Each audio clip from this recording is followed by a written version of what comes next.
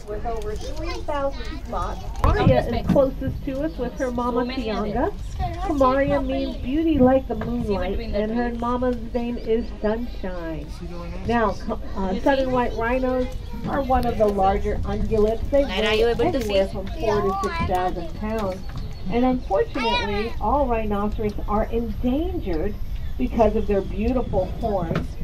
Their horns are made up, believe it or not, of keratin, which is the same thing as your fingernails and hair, but down some beautiful Thompson's gazelle. And then coming up on the right, we have some oh my God! African crown cranes right there. Those are Look some at West African crown flamingos. cranes, the darker ones, and a flamboyance of flamingos. You'll see the tops of their heads. Look at them, aren't they awesome?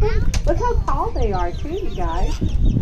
So flamingos live in these big groups or flocks called pelicans and great white pelicans right there that we're looking at. Look how big these birds are. A lot of times people don't realize how big the pelicans can be.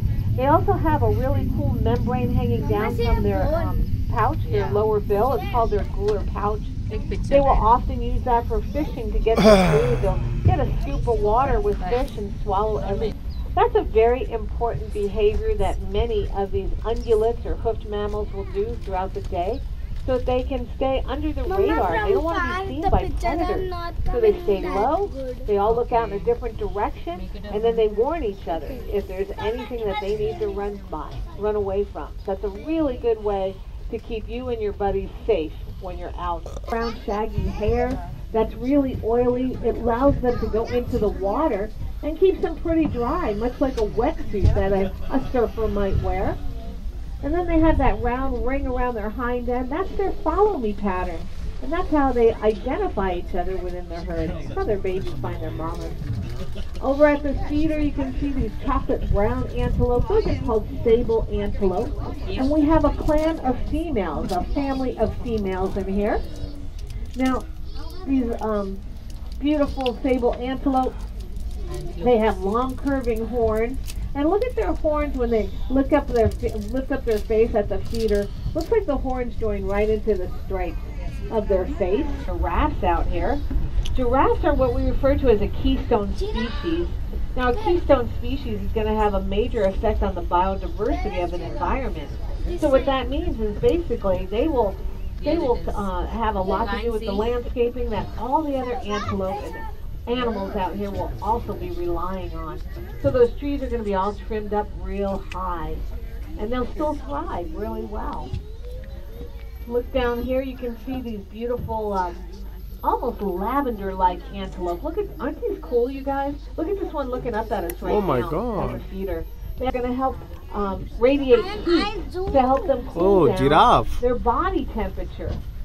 I zoom, Papa. We have a tower of giraffe out here. These are our Maasai giraffe that you see to the left. Look how cool they are.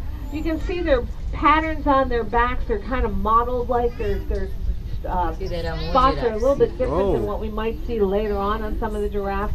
And look at the tallest one out there with the dark chocolate brown spots.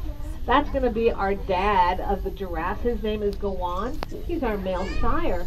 He stands 18 feet tall. Oh my God. So the 18 cheetah feet. is the fastest land mammal, while the giraffe is the tallest land mammal. And we call a group of giraffes a Oh, tower giraffe of stay here. giraffes. Also laying down to the left is our cattle that you can see. Those are the members of the bovine family. Off to the right, they're kind of lavender in color. They got their white bellies that you can. All right, we're leaving South Africa. And then what are the black and white striped things Zebra. out there? What are those called? Zebra. Oh, yeah, zebras. Those are the Grevy zebra. We're going to come around and see if we can get a better look on the other side. Grevy zebra, noted for their beautiful black and white stripes. Now, if you're a predator such as a lion, though, you might not notice them if they were laying down, because lions can't really tell the difference between orange and green. It all kind of blends in there for 100 acres here, so we're quite a bit larger. And then on the right-hand side, this is where our forest antelope are at. The one laying down on red lechwe are also going to be a semi-aquatic antelope. Those are the roan antelope, a bachelor herd. And then we also have the Grevy zebra. Now the roan antelope have really big ears. Their ears are almost as long as their horns. And if you take your hand and you put it up here, you would be able to rotate it. That's what they can do with their ears, so they can hear danger from any direction.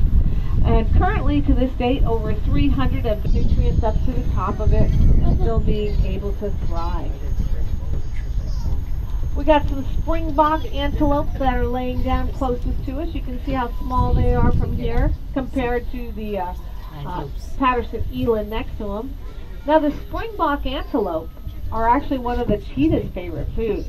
Remember, the cheetahs can go 70 miles per hour. These little guys, the springbok, will go about 55 miles or so. The difference is they are in a rescue center. But back to the water, we want to make sure that we save our resources. We need to sustain our water, especially with all the droughts. There are feathers underneath, that deep coral color with the black trim, really flashy, really beautiful. These are the greater flamingos that we just passed again. And we're coming back into East Africa. Let's check out on the right. I see some trucks out here, and we can get a closer view of our rhinos that are resting here. Sultana or anything, they're going to be grazers. They're going to eat the grasses straight off of them because they do keep the grass